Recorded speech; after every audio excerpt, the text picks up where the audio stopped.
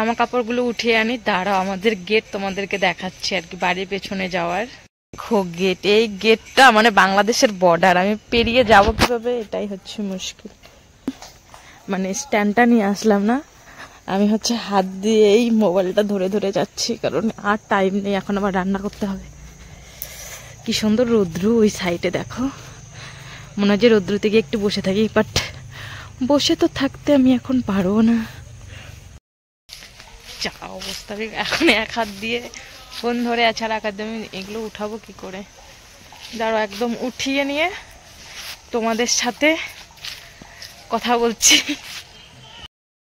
আমার মানে জামা কাপড় ওঠানো হয়ে গেছে, এখনো আর কি কিছু কিছু জিনিস আছে যে শুকায়নি, কিন্তু আমি এত ক্লান্ত হয়ে গেলাম কেন কিছুই বুঝতে পারছি না। প্রচুর ক্লান্ত হয়ে গেছি আমি, বুঝতেই পারলাম না এত ক্লান্ত আমি কিসের জন্য আর কি হলাম। তো এগুলোকে না পরে ভাঁজ করব, এখন আর ভাঁজ করব না।